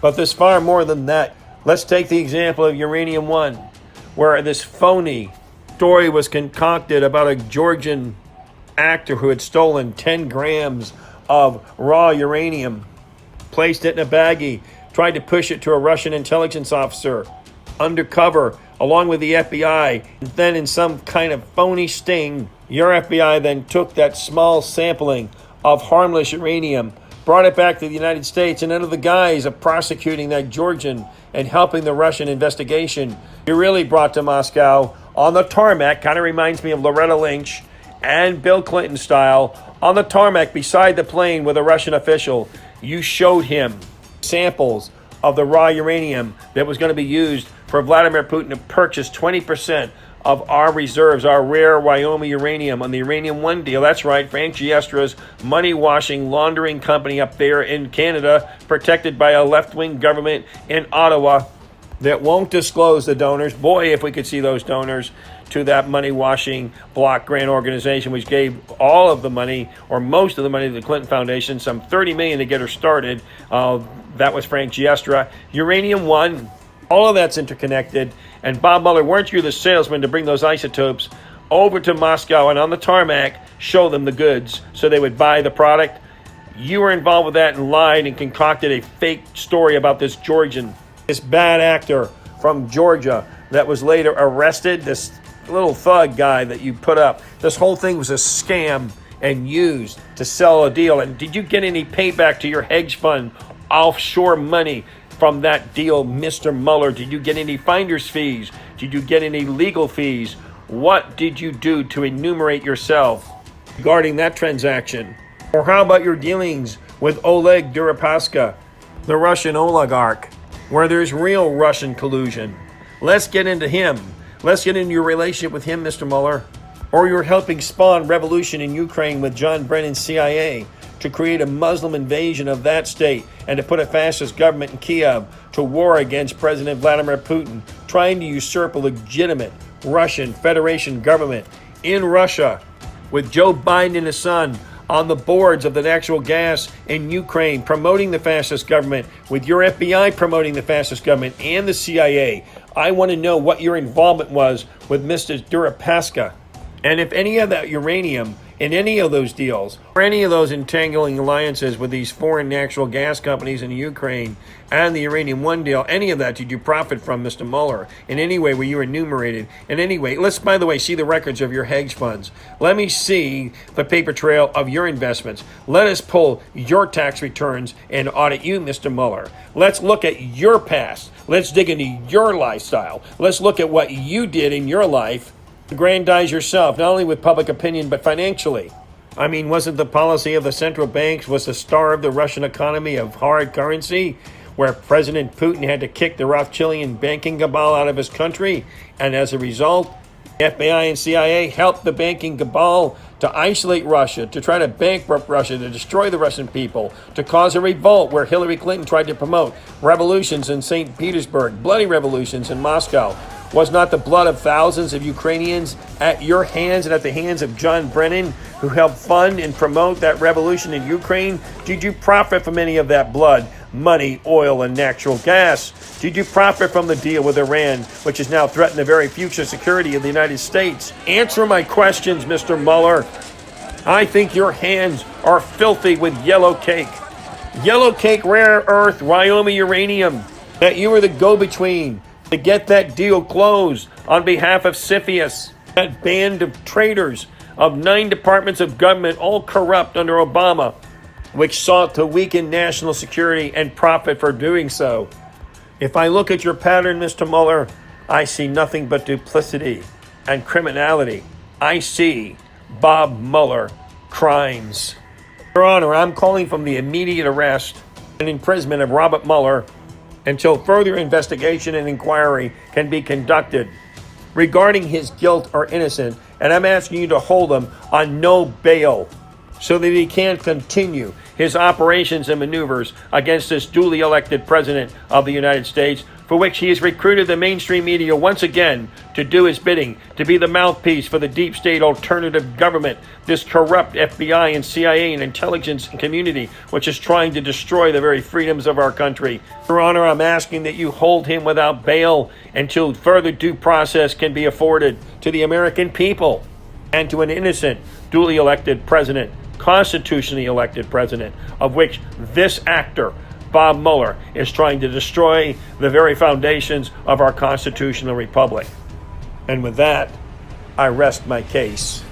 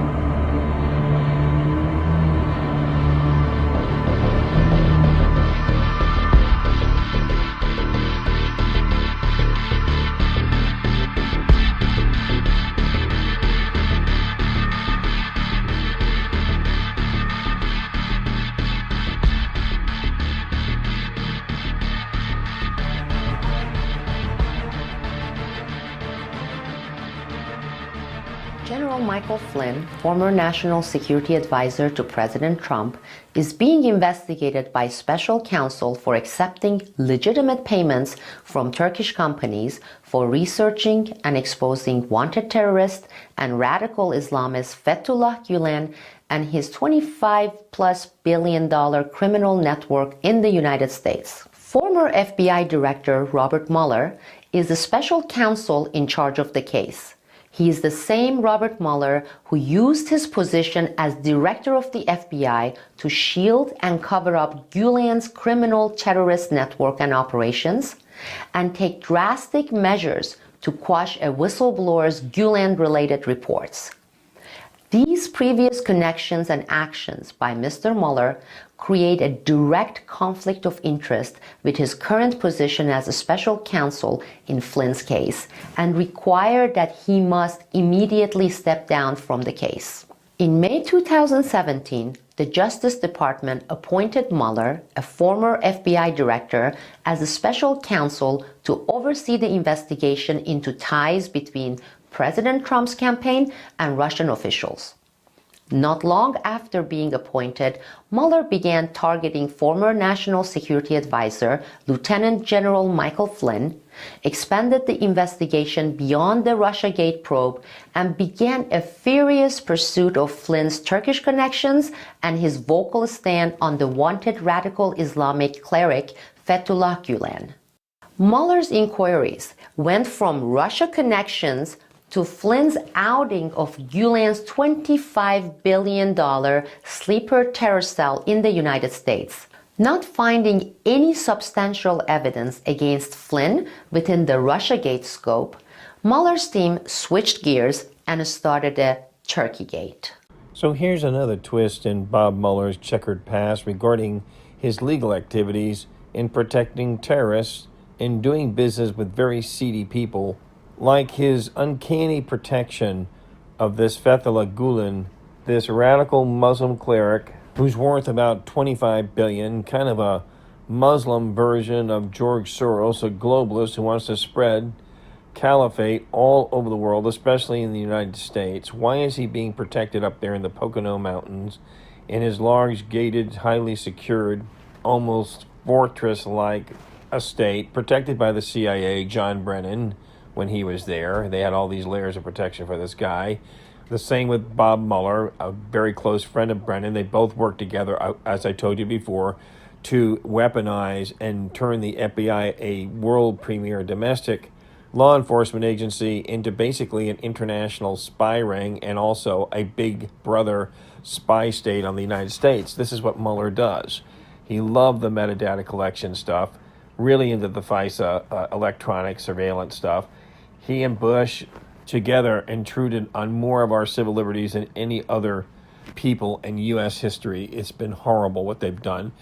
So then why are they using all the might of the CIA, the FBI, and the NSA, the Department of Justice, to protect this terrorist who we know funds not just the building of mosques and massages, madrasas, and these charter schools? I mean, he built like 165 Islamic-sponsored charter schools all over the country, and he's sneaking the doctrine of Islam in all of it. He's spreading the news of Islam, and that's not good for our country because we know the dictates of the Islamic Quran, Sunnah, and Hadiths.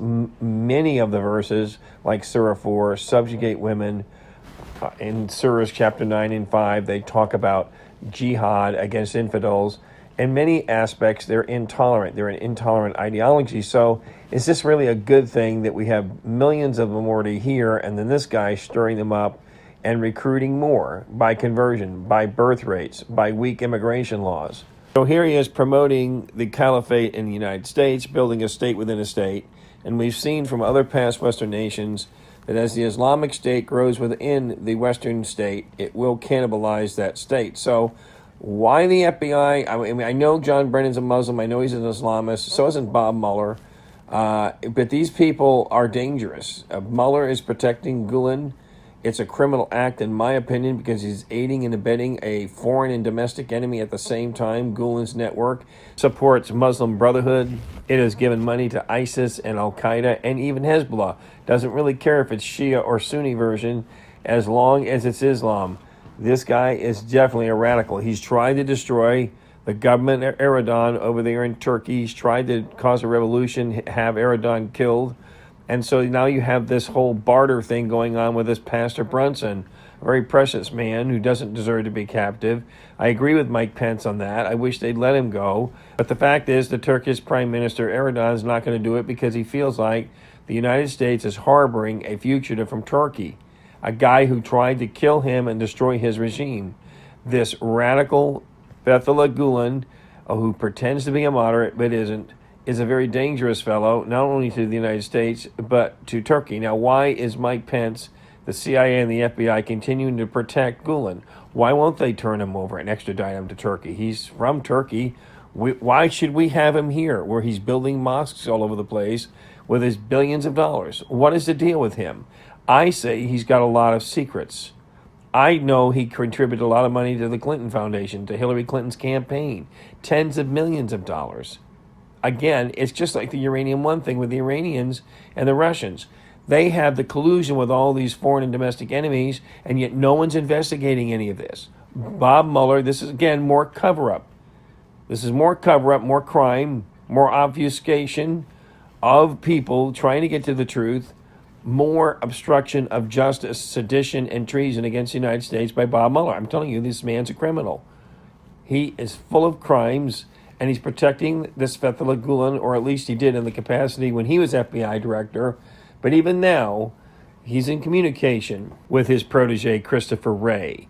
Both of them don't agree with waterboarding, I guess, against the president. Anything to make the president look bad, just like John McCain not inviting the president or his family to the funeral. I mean, you know, really, this guy's so small-minded, he had to be embittered toward the top authority figure in our country, the president, before he died. But, you know, this is what's going on in our country. It's just treason, it's sedition, it's hatred, it's division. And Gulen needs to go back to Turkey, and we need to get our Pastor Brunson back. But see, Mike Pence isn't bringing that up. Again, he's a neocon. Mike Pence is a globalist, and the reason he's not offering up Gulen is, again, they're covering their own crimes. Mike Pence also set up and brought down the anti-Islamist, pro-national Christian patriot General Mike Flynn. He conspired with Susan Rice to catch Mike Flynn in a supposed lie, which didn't turn out to be a lie. He then reported that in a long letter we posted here to the president, trying to get Mike Flynn fired. Why? Because Mike Pence is a snitch, and he worked with Obama and the neocons to get General Flynn, the nationalist, away from the president, who could have helped him with counterintelligence and this sort of thing. So, because, you know, Mike Flynn obviously was the head intel chief of the DOD. That's right, military intel at the Department of Defense.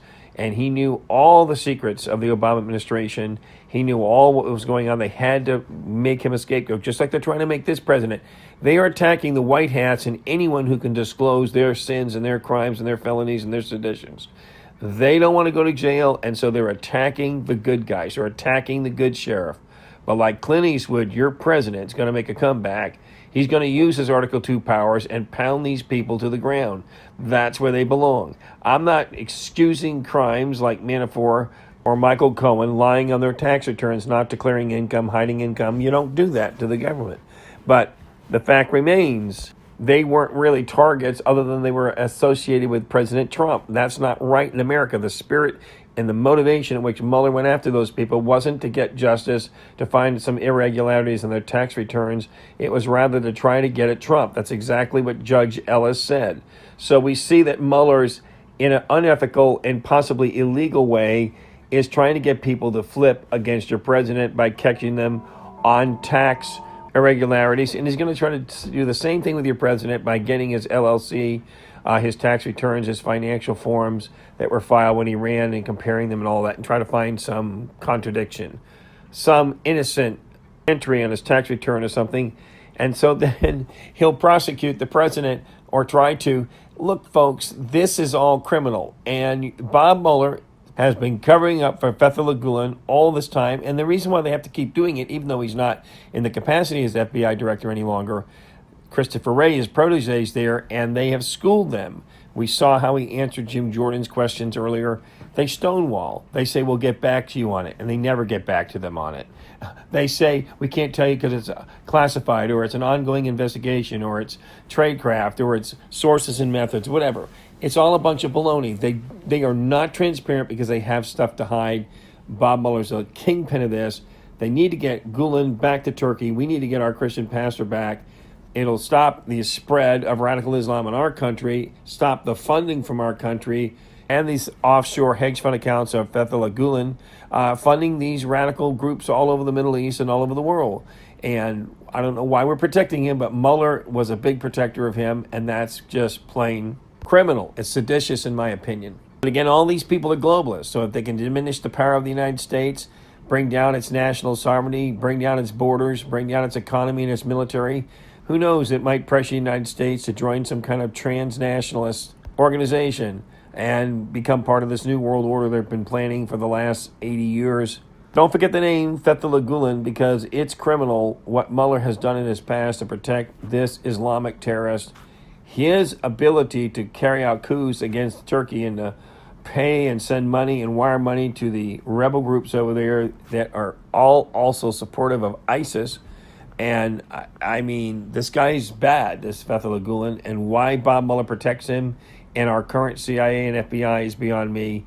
But in due time, I guarantee you, this president who loves justice, loves the rule of law, loves protecting the American people in our Constitution, he will have a new attorney general before long, probably shortly after the midterms. As we told you, that decision's already been made.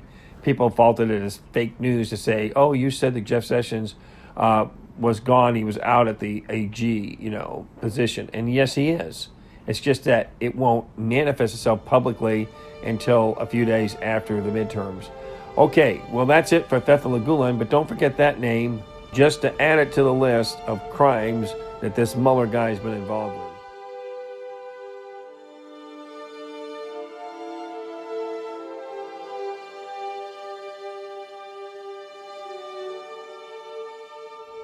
And so what's the solution to all this? As we've told you before, and we'll tell you again, the answer is in God we trust, who gave us this great president.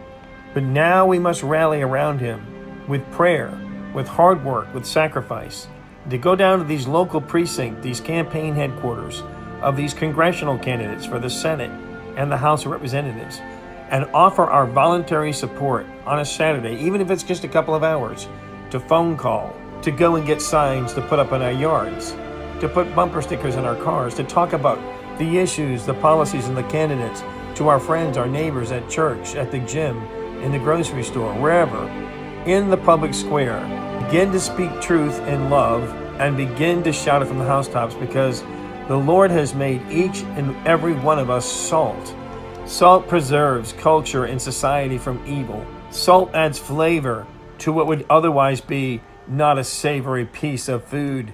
That when God's people humble themselves, turn from their wicked ways, seek his face and pray, then he will hear from heaven, then he will heal their land.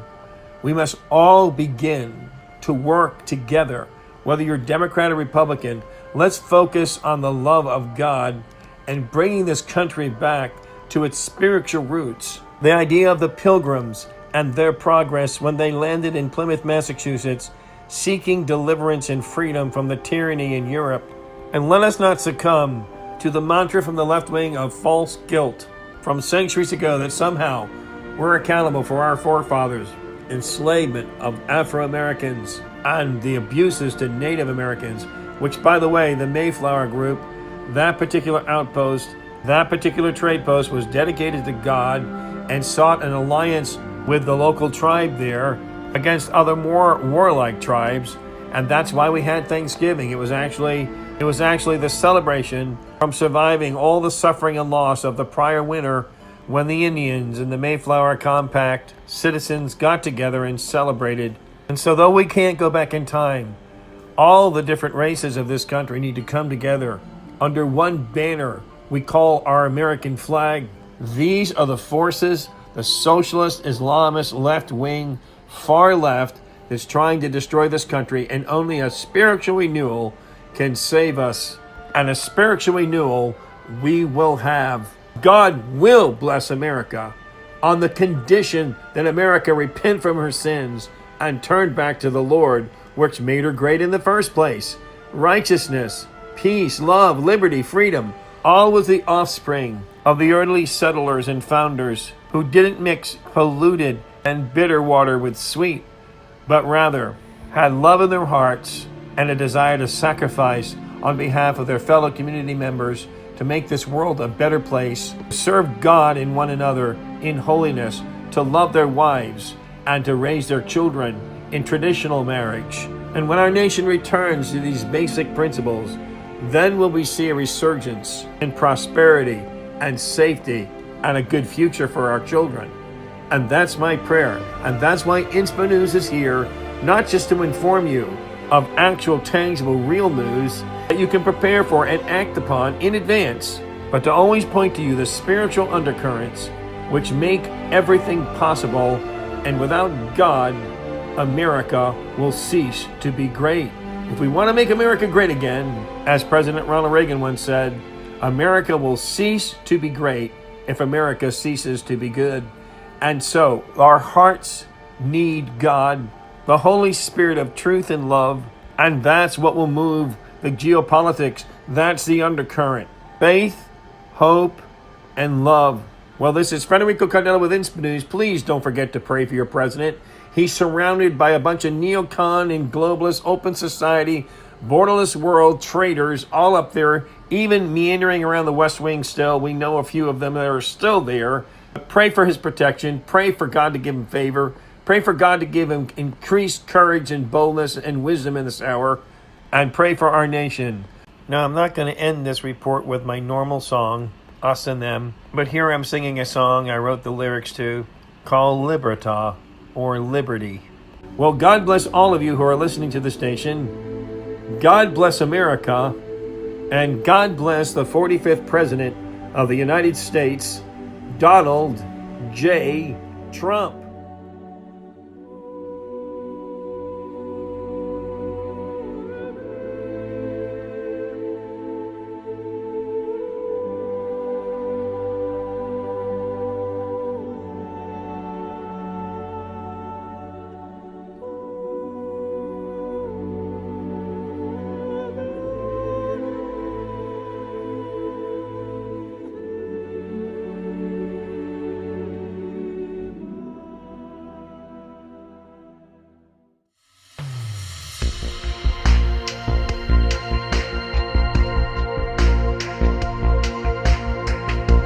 Let my heart run free,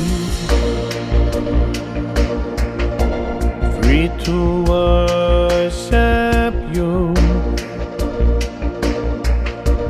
Give me liberty to ascend on high. Set your people free.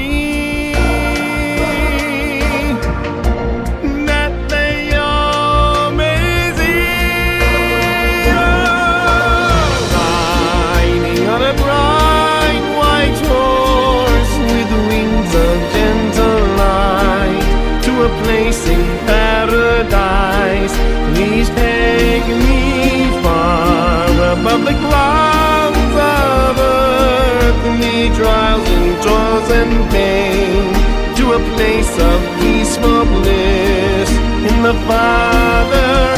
Take me to that place. I love you, Father. Please take me now. Spirit wing gently stir my soul. Fill me now within. Heal and make me whole. Keeper of the fire wind that blows, I feel your